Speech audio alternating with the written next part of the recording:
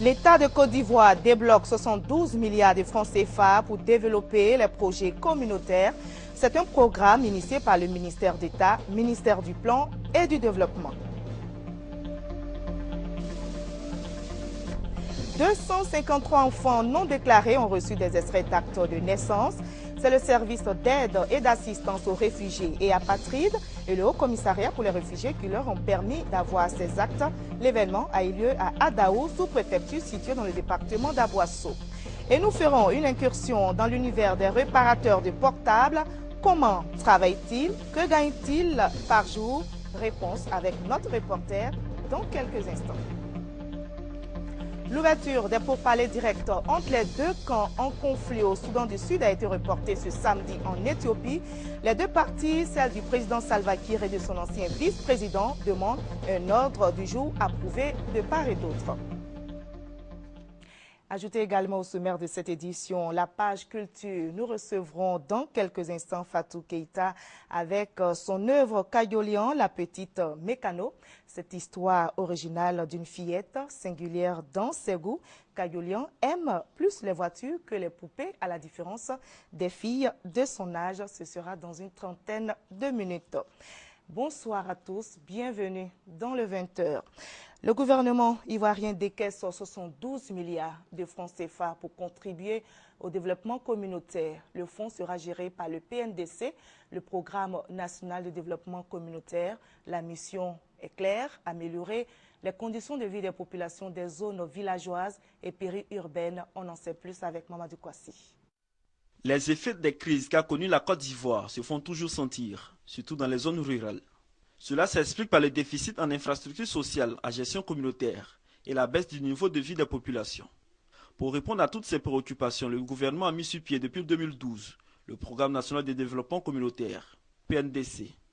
Le président de la République met à la disposition de ce programme la somme de 112 milliards de francs CFA pour une période de 4 ans, en vue d'améliorer les conditions de vie des populations, particulièrement les couches les plus vulnérables, à savoir les jeunes, les femmes et les personnes handicapées. Selon le docteur Messan Fulgence, coordinateur du PNDC, sa structure a pour mission essentielle de promouvoir les activités génératrices de revenus en vue de favoriser l'intégration socio-économique des groupes vulnérables. Il s'agit principalement pour nous de développer des projets de lutte contre la pauvreté, de création d'activités génératrices de revenus et de développement des infrastructures dans les zones qui ont été affectées par la crise, mais aussi des zones qui souffrent énormément de la pauvreté.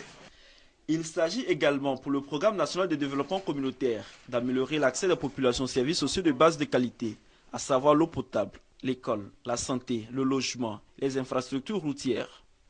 Pour entamer ce programme, l'Ouest ivoirien, zone sinistrée du fait des conflits, bénéficie de 14 milliards de francs CFA. Pour garantir une bonne gestion de ces fonds, un comité de pilotage a été installé. Fort de 18 membres issus des différents ministères techniques, ce comité a pour mission d'assurer une bonne exécution du programme en vue du bien-être des populations ivoiriennes. Nancy signifie en langue hébraïque « merci ». C'est ce nom que s'est choisi une ONG pour lutter contre l'anémie chez l'enfant. L'ONG Nancy vient d'organiser au profit des enfants de la commune du Plateau une séance de dépistage et de soins gratuits. L'ONG a également fait des dons de matériel de dépistage et de médicaments contre l'anémie pour prendre en charge 200 enfants.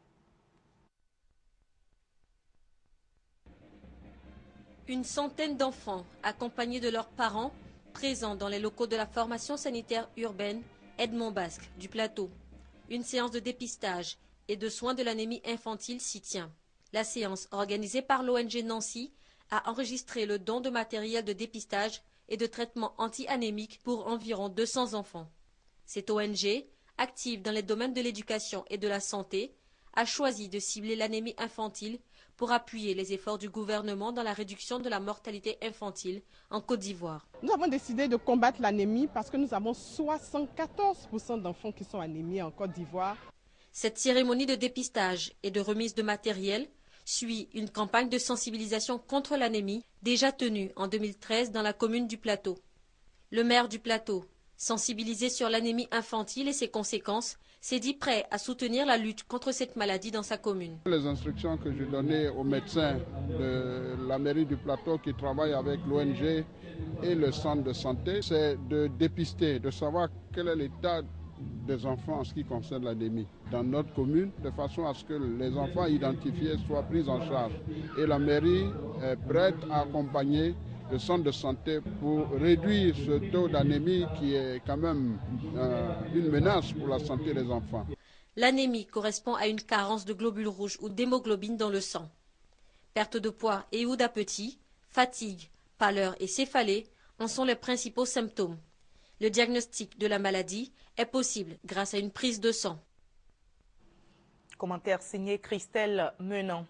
L'ONG Jeunes Solidaires, basée dans la commune de Koumassi, veut réhabiliter les centres de santé dans le district d'Abidjan. Et l'intention de l'ONG est d'améliorer les conditions de travail des agents de santé, assurer un cadre de vie sain aux malades. Et c'est l'hôpital Henriette Okonan Bédié d'Anoumambo qui a reçu l'ONG ce week-end, nous explique Mamadou Kwasi.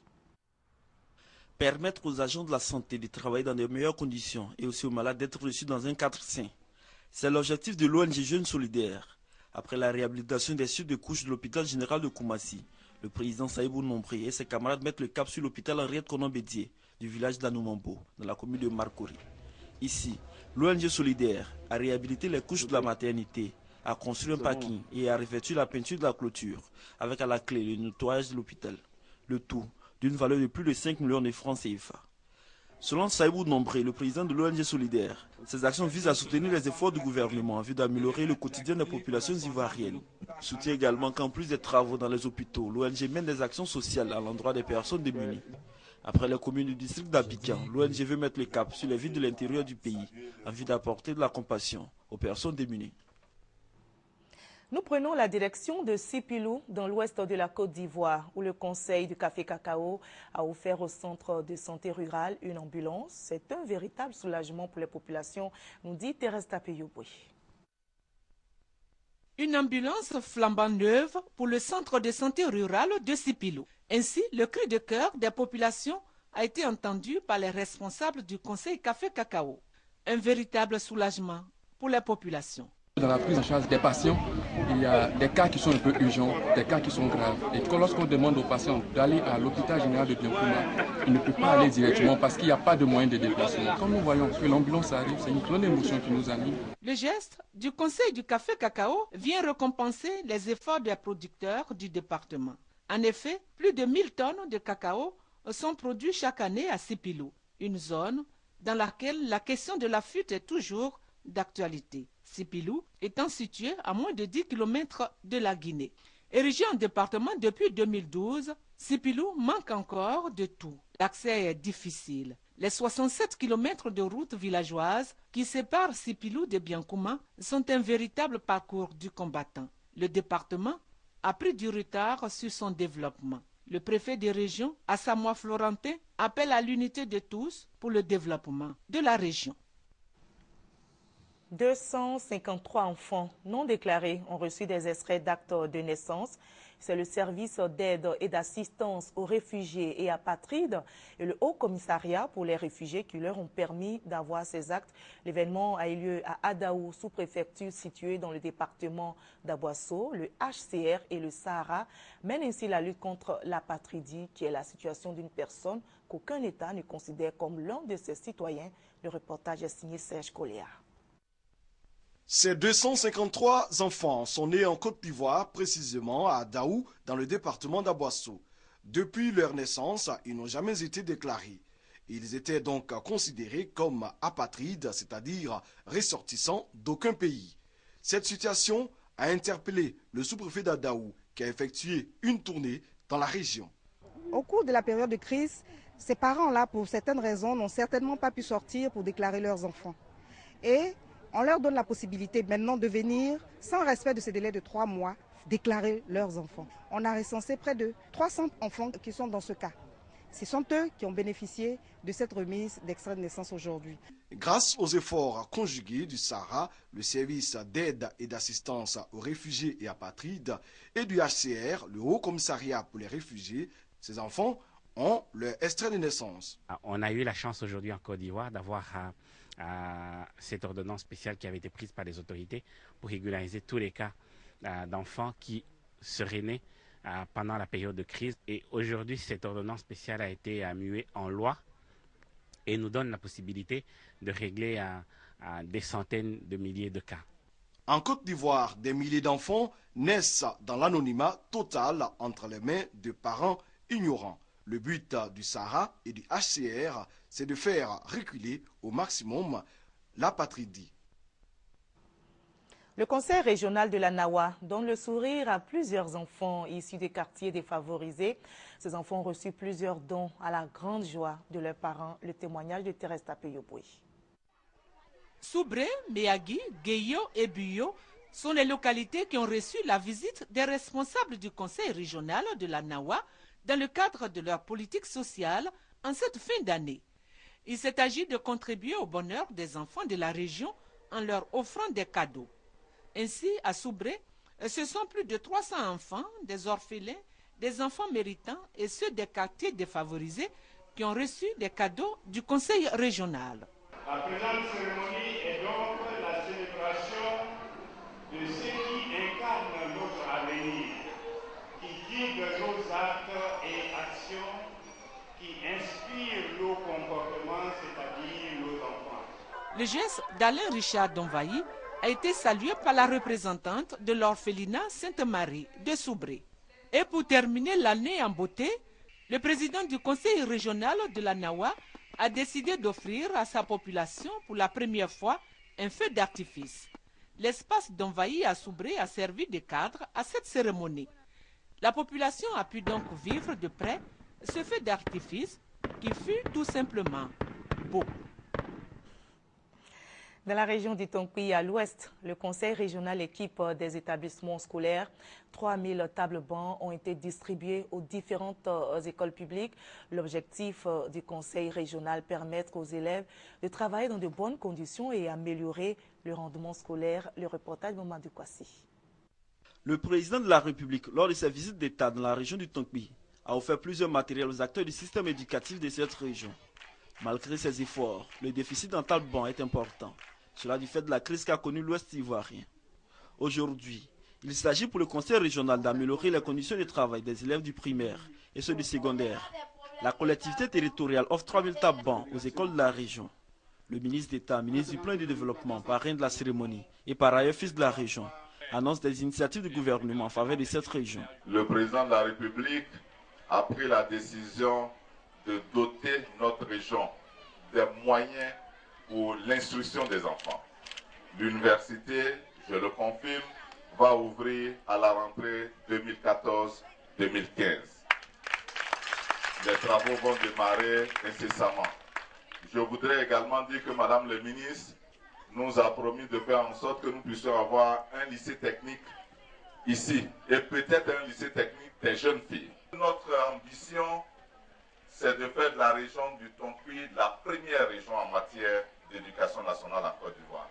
Il invite donc les élèves à la culture de l'excellence afin de contribuer dans le futur au développement de la Côte d'Ivoire en général, mais de l'Ouest ivoirien en particulier. Les responsables de l'école dans la région du Tonki et les élèves premiers bénéficiaires ont exprimé leur satisfaction.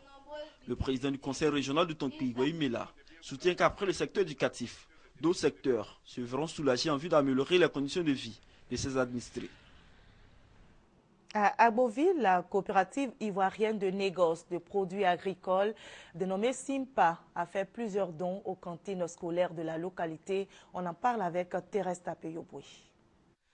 Du riz, des bidons d'huile, des cartons de tomates. Voilà des dons offerts par la coopérative ivoirienne de négoce de produits agricoles Simpa aux responsables de la cantine scolaire de l'école primaire publique de Séchi. Les dons ont été réceptionnés par le directeur de l'école, accompagné du président du COGES. Ces vivres, selon le président du COGES, viennent à point nommé car la dotation trimestrielle venant de l'inspection ne permettait plus de faire à manger aux enfants tous les jours. Il a donc dit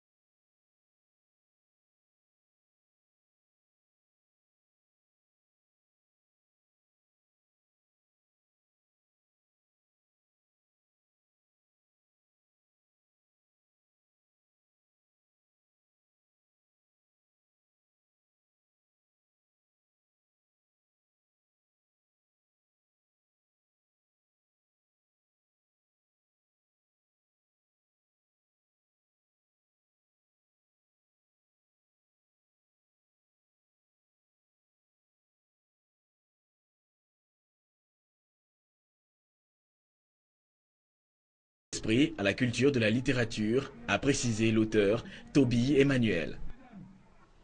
L'impossible voisinage, c'est le cadeau de Nouvel An fait au public abidjanais par la troupe théâtrale Le Soleil de Cocody le 1er janvier 2014 au cinéma Sokosé La Fontaine. Diallo Tikwaï Vincent et sa troupe ont offert au public un spectacle auquel assiste également Serge Coléa. Couleur bleue, pleine d'ordures, lorsque vous reveniez de votre promenade. Le public ivoirien a renoué avec le théâtre dans la pure tradition de l'art, dans sa représentation dramatique. L'impossible voisinage de Diallo Tikwaï Vincent et le Soleil de Cocody a été tout simplement un cadeau de Nouvel An pour les Abidjanais amoureux des planches. Est-ce que ma petite demoiselle gonflée comme une bonne se rend-elle compte de l'extrême gravité des risques qu'elle court pour le manquement gratuit et volontaire qu'elle fait à ma personne? En quoi ai-je manqué la vieille casserole qui fait assez de bruit dans le couloir? 3 comédiens qui ont su transporter le public dans une querelle interminable mais pleine de rebondissements autour d'une poubelle, symbole de leur déchéance collective. Sachez-moi, monsieur. J'ai été irrité de voir comment elle vous a humilié. Foutez la paix à tout le monde. Cette histoire, à faire tordre de rire, prend des allures parfois dramatiques, appelant à une véritable prise de conscience sur les maux qui minent la société. Diallo Tikwaï Vincent et ses antagonistes sur scène se donnent la réplique pendant 1h30, au grand bonheur d'un public qui se réjouit d'avoir été témoin privilégié d'un spectacle digne de la belle époque du théâtre ivoirien. Diallo Tikwaï Vincent a marqué le théâtre en Côte d'Ivoire. Le théâtre est en train de partir, nous l'avons pensé, mais aujourd'hui, à regarder cette pièce, nous pensons que le théâtre renaît. Diallo peut rebondir. Il avait fait un recul sur l'Occident, peut-être pour apprendre d'autres choses. Aujourd'hui, c'est une mine d'or. Je suis sûr d'une chose, que Diallo est bon et il resterait toujours le meilleur. D'abord, un plaisir de retrouver mon métier, de jouer devant un public et de me faire apprécier par ce public. Nous sommes partis pour 200 spectacles et nous allons parcourir la Côte d'Ivoire. L'impossible voisinage à l'affiche au cinéma La Fontaine durant tout le mois de janvier signe véritablement le retour du théâtre en Côte d'Ivoire avec des comédiens rompus à la tâche. Et c'est l'heure de l'entretien avec notre invitée Fatou Keïta, celle qu'on surnomme la reine incontestée de la littérature enfantine. Comme elle en a le secret, elle nous fera atterrir en plein pied sur la planète des enfants, l'univers des couleurs, des images et de l'innocence, avec son ouvrage Kayolian, la petite mécano, cette histoire originale d'une fillette singulière dans ses goûts. Kayolia aime plus les voitures que les poupées, à la différence des filles de son âge. Merci, Madame Fatou Keïta, d'être avec nous sur ce plateau. C'est un plaisir. Alors, Kayolia, la petite mécano est différente des filles de son âge. Elle aime par-dessus tout, en tant que fillette, ce qu'elle aime par-dessus tout, ce ne sont ni les poupées, ni les ustensiles de cuisine, encore moins les activités culinaires, mais les voitures. Tout à fait. C'est une petite fille qui aime les voitures. Bon, pourquoi pas. Alors, je ne sais pas si elle est vraiment différente des autres. En tout cas, elle a choisi d'aimer les voitures. Elle choisit d'aimer les voitures. Enfin, et elle a une tenue aussi différente. Et elle choisit de le montrer. Elle n'a pas honte. Elle aime les voitures. Elle veut être mécanicienne. Voilà. Et son père est mécanicien. Son père est mécanicien. Alors, dans ce livre-là, il s'agit peut-être pour moi de décomplexer les petites filles. Leur montrer que vraiment, elles peuvent tout faire. Il n'y a pas de métier exclusivement pour les hommes, de métier exclusivement pour les femmes. C'est ce que je tente de faire comprendre aux enfants en leur racontant une petite histoire dans laquelle ils vont se reconnaître et ils vont comprendre que les filles, c'est comme les garçons, ils ont les mêmes capacités intellectuelles, ils peuvent faire la même chose. D'accord, avant d'en arriver au message clé, est-ce que vous voulez également dire qu'il n'y a pas de jouets typiquement pour les filles, parce qu'on sait, on vient de fêter le Nouvel An, il y a eu 25 décembre, très souvent on achète les poupées pour les petites filles, les voitures pour les petits garçons. Il y a un autre message également que vous voulez Je pense qu'il faut un peu mélanger les jouets, ne pas donner que des poupées aux filles, parce que bon, qu'est-ce qu'on leur apprend? c'est qu'elles sont vouées à n'être que des ou bien des ustensiles de cuisine. Voilà, des ustensiles de cuisine, des dinettes, etc., faire la cuisine. C'est-à-dire, on formate les filles pour leur dire que, bon, voilà, votre destinée, c'est ça. Dès le berceau, vous apprenez à laver un bébé, etc., etc. Bon, je pense que ça les limite. Après, on se dit, mais comment faire pour que les femmes soient au devant de la scène? Comment faire pour que les femmes soient dans les instances de décision, etc. Je crois Donc pour vous, ça commence déjà dès l'âge. Ça commence dès la petite enfance. On ne le fait pas exprès, mais on formate les filles pour être en retrait. Pour qu'elles se disent, voilà ce qui est ma destinée. Moi, je suis là pour faire tel ou tel travail. D'accord. Cette petite fille-là, elle montre le contraire. Non, elle ne veut pas faire comme tout le monde. Elle aime les voitures, elle veut réparer les voitures. Et elle a eu la chance, puisqu'elle est, je veux dire, elle a grandi dans un univers, à sa grande joie, rempli d'engins motorisés, d'objets mécaniques. Tout à fait. Elle a vu son père réparer les voitures avec succès. Et ça lui plaît, c'est le métier qu'elle veut faire. Voilà. Alors donc, on retient que cette histoire, cet ouvrage-là, vous voulez tout simplement faire la promotion du genre? Oui, c'est ça. C'est montrer aux filles vraiment qu'elles doivent oser, qu'elles ne doivent pas se cantonner au rôle traditionnel que l'on donne aux petites filles, aux femmes d'une façon générale. Vous avez également produit un autre, publié un autre ouvrage, Le Petit Cheval Rouge de Dalarna. Juste le message qu'on a à retenir. C'est juste un pont entre la Côte d'Ivoire et la Suède, puisque c'est un petit cheval rouge qui représente la Suède, qui va se retrouver dans la savane africaine, qui va rencontrer les autres animaux. Et puis bon, donc vous reliez un pont entre la Côte d'Ivoire et la Suède pour expliquer quoi? Pour expliquer que le monde, il est un et qu'on doit se connaître les uns les autres, et c'est ça qui fait le monde. Merci beaucoup, Mme Fatou Keïta, d'être passée sur ce plateau. Alors, je vous invite à regarder cet autre élément. C'est l'un de nos confrères, Alvor Assa, qui vient donc de se mettre la bague au doigt. Oui.